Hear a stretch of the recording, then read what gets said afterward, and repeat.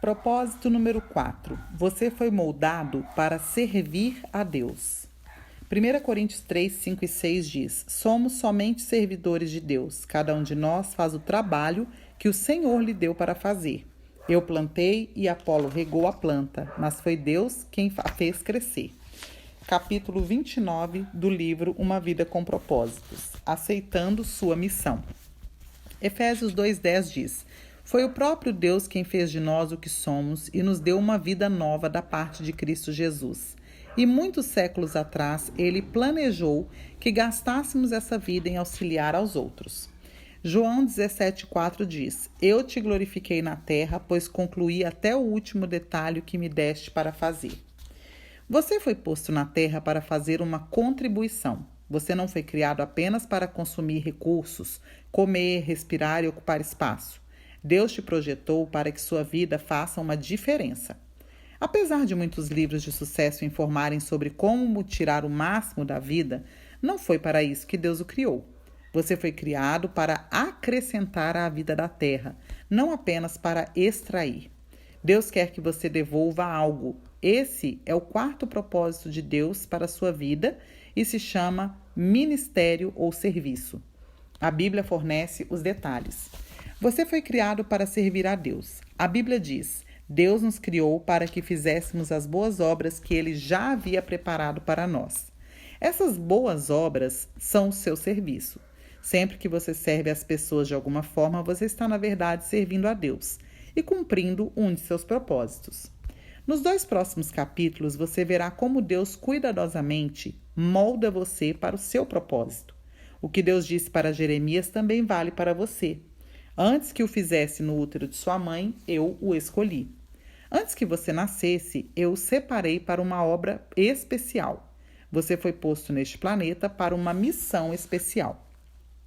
Você foi salvo para servir a Deus.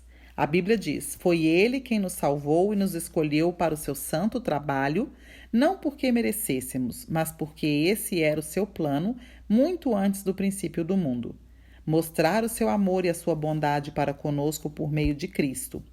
Deus o redimiu para que você pudesse exercer sua santa vocação. Você não foi salvo pelo serviço, mas foi salvo para o serviço. No reino de Deus você tem um lugar, um propósito, um papel e uma função a cumprir. Isso dá à sua vida enorme importância e valor. Comprar sua salvação custou a Jesus a própria vida. A Bíblia nos recorda: vocês foram comprados por alto preço. Portanto, glorifiquem a Deus com o seu próprio corpo. Não servimos a Deus por causa de culpa, medo ou mesmo obrigação, mas pela alegria e profunda gratidão pelo que Ele fez por nós. Nós lhe devemos a vida. Pela salvação, nosso passado foi perdoado. Nosso presente faz sentido e nosso futuro é seguro. À luz dessas incríveis vantagens, Paulo concluiu: Por causa da grande misericórdia divina, peço que vocês se ofereçam completamente a Deus como um sacrifício vivo, dedicado ao seu serviço. O apóstolo João ensinou que nossos préstimos amorosos às outras pessoas mostram que somos verdadeiramente salvos. Ele disse: Sabemos que já passamos da morte para a vida porque amamos nossos irmãos. Se não tenho nenhum amor pelos outros, nenhum desejo de ajudar as pessoas e me preocupo somente com minhas necessidades, deveria questionar se Cristo está realmente na minha vida. Um coração salvo é um coração que deseja servir. Outro termo relativo a servir a Deus, que é mal compreendido pela maioria das pessoas, é a palavra ministério. Quando a maioria das pessoas escuta ministério, pensa em pastores, padres e sacerdócio profissional. Mas Deus diz que cada membro de sua família é um ministro. Na Bíblia, as palavras servo e ministro são sinônimas, assim como serviço e ministério. Se você é cristão, é um ministro, e quando está servindo, está ministrando. Quando a sogra de Pedro, enferma, foi curada por Jesus, ela instantaneamente se levantou e começou a servi-lo, usando seu novo dom de saúde. É exatamente isso que devemos fazer. Somos curados para ajudar aos outros. Somos abençoados para ser uma bênção. Somos salvos para servir e não para ficar sentados esperando pelo céu. Você nunca se perguntou por que Deus não nos leva para o céu imediatamente após aceitarmos sua graça? Por que ele nos deixa em um mundo decadente? Ele nos deixa aqui para cumprir seus propósitos. Uma vez que você esteja salvo, Deus pretende usá-lo para seus objetivos. Deus tem para você um ministério em sua igreja e uma missão no mundo. Você é chamado para servir a Deus. Enquanto crescia, você deve ter pensado que ser chamado por Deus era algo que somente missionários, pastores, freiras e outros obreiros de tempo integral experimentavam, mas a Bíblia diz que todo cristão é chamado para servir. Seu chamado para ser salvo incluiu o chamado para servir. Ambos são o mesmo chamado. Independentemente de seu emprego ou carreira, você é chamado para ser um cristão servindo em tempo integral. Um cristão não servo é uma antítese. A Bíblia diz: Deus nos salvou e nos chamou para sermos o seu povo. Não foi por causa do que temos feito, mas porque este era o seu plano e por causa de sua graça. Pedro acrescenta: vocês foram escolhidos para falar sobre as excelentes qualidades de Deus que os chamou. Sempre que você faz uso das habilidades que Deus lhe concedeu para ajudar os outros, você está cumprindo o seu chamado. A Bíblia diz: vocês agora pertencem a Ele para ter uma vida útil no serviço de Deus. Quanto do seu tempo vem sendo utilizado a serviço de Deus?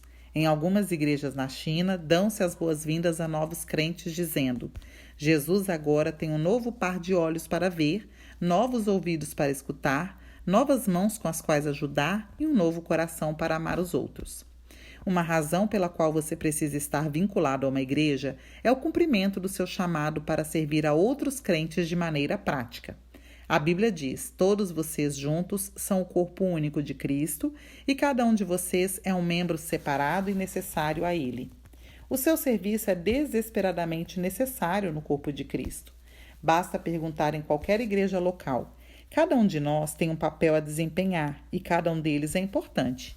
Não existe serviço pequeno para Deus. Tudo importa. Do mesmo modo, não existem ministérios insignificantes na igreja. Alguns são visíveis e alguns são desempenhados nos bastidores, mas todos são valiosos. Ministérios pequenos ou velados fazem frequentemente uma grande diferença. Em minha casa, a luminária mais importante não é o enorme lustre da sala de jantar, mas a pequena luz noturna que me impede de tropeçar quando levanto à noite. Não há uma correlação exata entre tamanho e importância. Todo ministério é importante, porque todos dependemos uns dos outros para funcionar. O que acontece quando uma parte do seu corpo deixa de funcionar? Você adoece. O resto do seu corpo sofre. Imagine se seu fígado decidisse começar a viver por conta própria. Eu estou cansado, não quero mais servir este corpo. Quero um ano de folga, só me alimentando. Eu tenho de pensar no que é melhor para mim. Deixe que outra parte do corpo assuma. O que aconteceria? O seu corpo iria morrer. Hoje em dia, milhares de igrejas locais estão morrendo por causa de cristãos que não têm vontade de servir. Eles ficam assistindo de lado e o corpo sofre. A ordem é servir a Deus. Jesus foi categórico. A atitude de vocês deve ser igual à minha, porque eu, o Messias, não vim para ser servido, mas para servir e dar a minha vida por muitos. Para os cristãos, servir não é questão de opção. Não é algo a ser encaixado em nossas agendas caso haja tempo disponível. Servir é o núcleo da vida cristã. Jesus veio para servir e para dar. Esses dois verbos também devem servir para definir sua vida na terra. Serviço e doação resumem o quarto propósito de Deus para a sua vida. Madre Teresa disse certa vez: viver em santidade consiste em realizar a obra de Deus com um sorriso. Jesus ensinou que a maturidade espiritual nunca é um fim em si mesma. Maturidade é para o ministério. Nós crescemos para nos doar. Seguir aprendendo mais e mais não é o suficiente. Precisamos agir de acordo com o que sabemos e pôr em prática o que afirmamos acreditar. Impressão sem expressão causa depressão. Estudar sem trabalhar leva à estagnação espiritual. A antiga comparação entre o Mar da Galileia e o Mar Morto ainda é verdadeira. O Mar da Galileia é cheio de vida porque recebe água e também a escoa. No Mar Morto nada vive, pois ao contrário do primeiro não há saída de água. A última coisa que muitos crentes precisam hoje em dia é participar de outro estudo bíblico.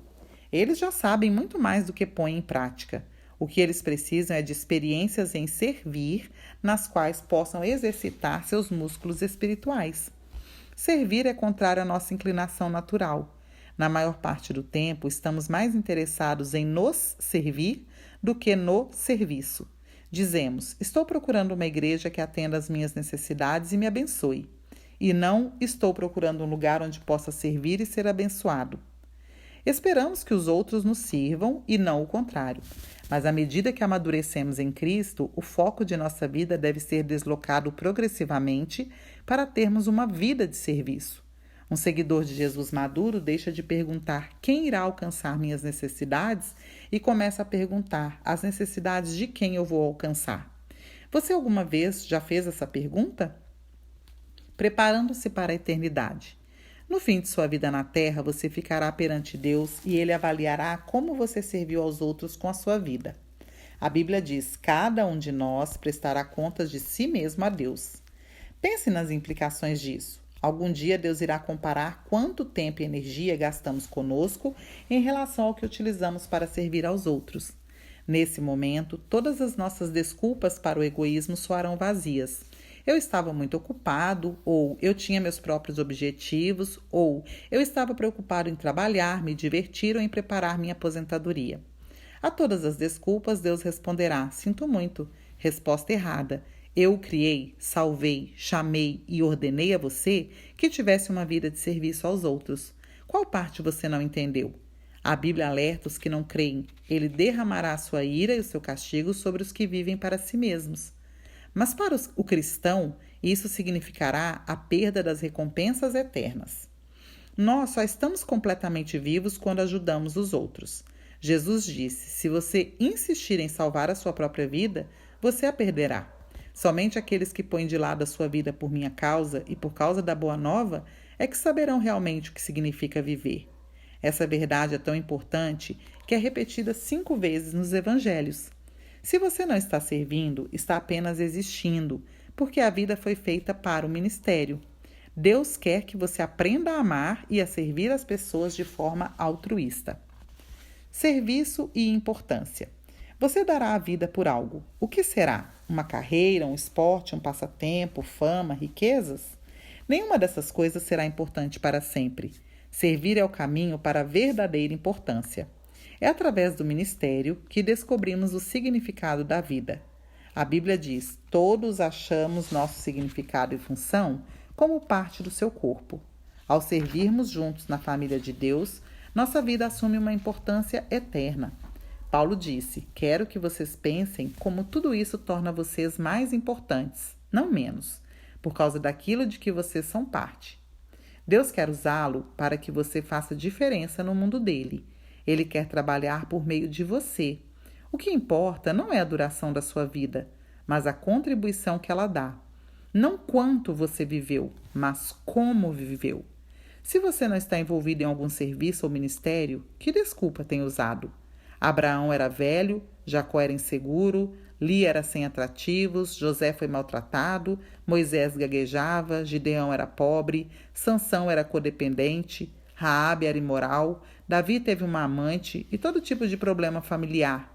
Elias tinha tendências suicidas, Jeremias era depressivo, Jonas era relutante, Noemi era viúva, João Batista era excêntrico para dizer o mínimo, Pedro era impulsivo e temperamental, Marta se preocupava demais, a mulher samaritana teve vários casamentos fracassados, Zaqueu era indesejado, Tomé tinha dúvidas, Paulo tinha saúde fraca e Timóteo era tímido. Aí está uma boa variedade de desajustes, mas Deus usou cada um deles a seu serviço.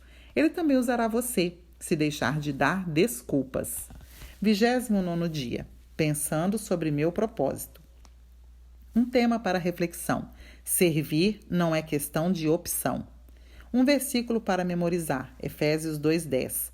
Porque somos criação de Deus, realizada em Cristo Jesus, para fazermos boas obras, as quais Deus preparou antes para nós as praticarmos.